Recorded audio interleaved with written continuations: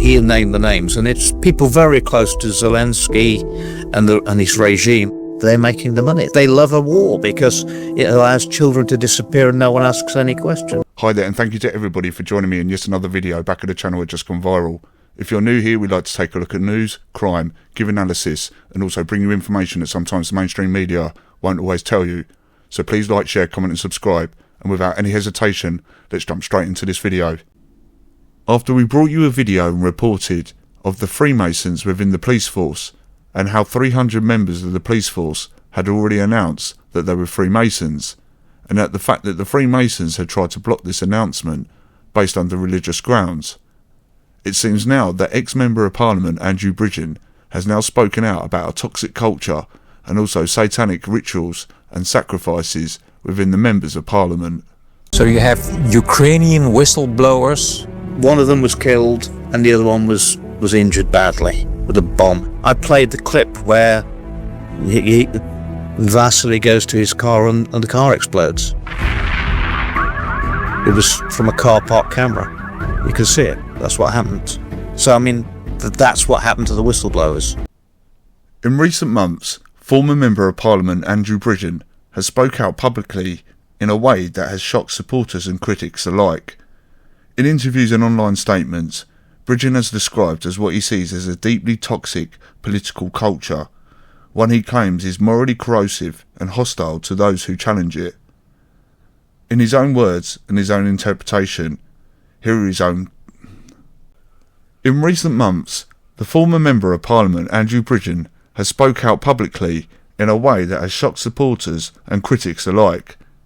In interviews and online statements, Bridgen has described as what he sees as clearly a deeply toxic political culture, one he claims is morally corrosive and hostile to those who challenge it, including satanic activities. These are his words, his interpretation, and they have reignited an old and uncomfortable debate about power, secrecy, secret societies and accountability in British public life and politics. And it's something that I'm aware of. It's something that very early on in my career I realised that no one ever wants to talk about child abuse or child trafficking in the UK Parliament. And obviously now anything that no one wants to talk about is another, a warning signal. We don't even have a crime in the UK of satanic child abuse because it doesn't happen. It's just child abuse. There's no satanic. That can't be thought of. Kind of the same in the Netherlands. They erased the subject. Yeah. Well, there was a lot of child abuse going on in Leicester, which is the nearest city to where my area is. I was finding out a lot of, and it was linked to politicians, historic and current, and it was linked into the police as well. I mean, I gave evidence against the head of police. But do you agree with David Icke, who produced this documentary Beneath the Surface, that there is this kind of satanic cult dealing with child abuse for Yes. for a long time? Yes. Well, you look at the children that disappear and the reluctance of the state. I mean, we live in a surveillance state. We're all surveilled. But still, these children can just disappear. Well, they only can disappear because the state allows them to disappear. And that's across the whole world. And because I'd spoken out about the post office and the modern slavery in the garment industry and the vaccines, people came to me with information that no other MP would look at. They trusted you. They trusted me, and they were desperate. I mean, these were desperate people. They'd been to their own MP and they wouldn't touch it. They came to me and I looked and I considered it, and there was evidence there, and I was given evidence that that there was industrial child trafficking. Industrial? Yeah. From the Ukraine via Moldova to the UK for sexual abuse and organ harvesting. And as horrible as that is, and it's, you know, there are still people who don't want to hear about the vaccines not being safe and effective, and this is another step on from there to systemic child abuse and trafficking. But I mean, unfortunately, we have to live in the world as it is, not how we'd like it to be, and it's a fact. And I looked at the evidence. I saw what the group had done, and they tried to take it to the police in the UK. They'd taken it to Gloucestershire Police because they've got a specialist unit in child trafficking, and they wouldn't do anything. They'd taken it to MI5. They'd taken it to MI6. They'd taken it to the National Crime Agency, and they'd got recordings of all their conversations with these agencies, and nobody was. And I wrote and sent the evidence into the government. I said, Bridgen alleges that the system itself punishes decent people and protects conformity. He has gone further, using language that many consider to be extreme, suggesting that the culture of Westminster is not merely political, but fundamentally unethical. His critics dismiss these claims as inflammatory. His supporters argue he is saying out loud what everybody else is fearing and whispering. What matters is not whether one agrees, but why such claims in the first place should resonate at all. But the topic and the debate has only intensified following recent public discussions around police officers and members of Freemasonry. Freemasonry is a legal, long-standing, established fraternal organisation with members across many professions, including politics, policing and the judicial system. Its leaders state clearly that there is no such secret society, but a private one.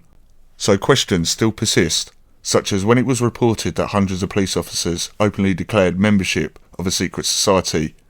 Some members of the public have now asked whether similar transparency should be applied to those who make the laws, not only enforce them. Now, this would not be unfamiliar territory, with previous cases such as Lord Bridgen and also Clement Freud, the son of Sigmund Freud, who is also a disgraced MP who found out to be guilty of child offences. Then there's the reports and the horrific stories of Elmwood House, a hotel that was based in London that the elites and the MPs used to visit and go to carry out nefarious activities, it's alleged. So if we fast forward to today, it's a similar case and circumstances surrounding the Rochdale grooming gangs and the inquiry and investigation that will never happen. Because if it did, it might just possibly lead back to members of Parliament. We were told by the mainstream media and reports that the Rochdale grooming gangs were supplying girls to fellow members. But what they would never tell you, if it was possible, is that the Rochdale grooming gangs weren't just supplying their own, but maybe fellow MPs.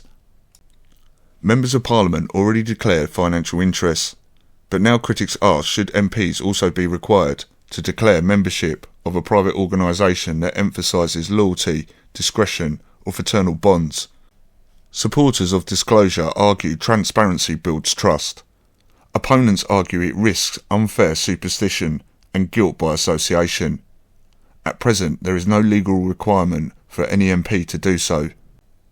High-profile historical scandals, such as those involving figures such as Jimmy Savile, have undeniably damaged public trust in institutions. The rituals and satanic activities don't just stop within the members of Parliament. This also stretches to people such as Jimmy Savile, who, upon passing, was placed in his coffin in his own flat and tilted 23-degree angles towards the sun. Now, if you wonder why this angle was 23 degrees, it's worth going Googling and doing a bit of research as to what sits in the sky at a 23-degree angle, and it's not the sun. It is in fact the planet Saturn, the same as Satan, the same as the light bearer, and also known as Lucifer. Over the years, speculation has arisen around whether networks of influence protect certain individuals. However, no court has established Freemasons as responsible for such failures or any kind of rituals or satanic behaviour. But with the lack of evidence, it risks obscuring the truth rather than revealing it. History shows that institutional failures can occur without secret coordination, through incompetence, fear, or deference to power alone. So the real question here is not whether secret societies secretly rule Britain, but what kind of influence and protection they offer. The question is simple and perhaps more troubling. Do informal networks of power really exist? Does loyalty ever override accountability and the law? And are these existing transparency rules enough to maintain public trust? These are democratic questions and not conspiratorial ones. Andrew Bridgen's claims may be divisive, they may be exaggerated, or they may even be wrong. But the public unease and the tap into a real And are these existing transparency rules enough to maintain public trust? These are democratic questions and not conspiratorial ones. Andrew Bridgen's claims may be divisive, they may be exaggerated, or they may even be wrong. But the British public unease that it taps into is very much real. In a democracy, trust is not enforced, it is earned. Let me know your thoughts in the comment section below. Do you think it's about time that the MPs come clean, or do you think this will just blow the lid off Pandora's box and never be able to put the lid back on? What did it expose, this documentary, and did it change anything? Yes. When I exposed all this, what it happened was that I was actually arrested and accused of paedophilia. You were arrested? Yes, 3 weeks later. And they made ludicrous accusations that I was a member of the Freemasons. And, I mean, the police could have found that out in 5 minutes. That I've never But you were actually arrested? I was brought in and questioned under caution, on the old record. And I had to have a lawyer there. They offered me the government lawyer, obviously, but that wouldn't have been very good, would it? So, and, they had to drop it. They said there were evidential problems. That's because there was no evidence. And that was just a warning. I mean, that's what they do to people. But it's almost a joke. It wasn't. Well, it's not a joke when you're in the police station and they're asking you the questions they're asking you. Yeah. I mean, it's appalling. 8 years ago, I gave evidence that the chief constable of Leicestershire was a paedophile. Yeah. I didn't investigate him though. But the result, I gave that evidence to the police. the result is that you were investigated. But Yes, did but it was anybody do anything with your information? No, they wouldn't do anything with it. Except what we do know now is that the operation, which was running out of the UK, they've moved the administration of it to Belgium since this programme came out. And there was nothing in the mainstream media about anything that's in that programme. And they didn't attack it, they just ignore it. That's what they always do. It just doesn't exist. How big is this?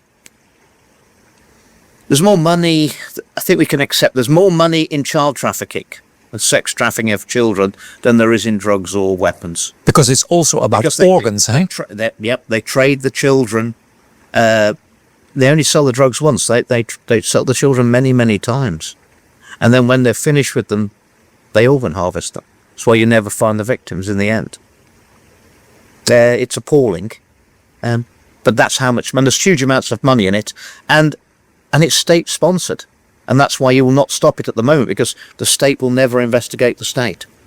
But there were people very close. You watch the documentary. There are people in MI6 linked into the companies that were, I believe, laundering the money, which is Economics, and it was funded by USAID, which thankfully Donald Trump shut down some months ago. That Canonics is in 27 countries, and they were taking donations for doing work with children. Fabio, I think they were the payments for the children. Yeah, they were the payments for the children. That's what I suspect. And I'm not happy for the children to be harmed. So, but I did stand up, and with those speeches, I stopped my government from authorising those vaccines for children under 5. And that was the end of my career. They said that's the end of your career if you do that. But, it wasn't for nothing, was it? Yeah? I had a chance, and I knew I could do it to protect those children. And what's the difference between that and seeing them trafficked for the sex trade to paedophiles? I mean, I didn't have a happy childhood myself, and one thing that really upsets me is if people are harming children. I don't like it. I really react very badly to it. Because and is it satanic? I believe it is, and I think the people who are running this and many other things they're perpetrating against the people of the world, I think they're Luciferians. I think it's some sort of child sacrifice cult. I've looked them in the eyes. I mean, they're soulless people. And why do they do it? But you can look. I mean, you see a young child. They're the nearest thing to God we've got on this planet. You know, they're so innocent. They're in God's image. And the younger they are, the more innocent they are.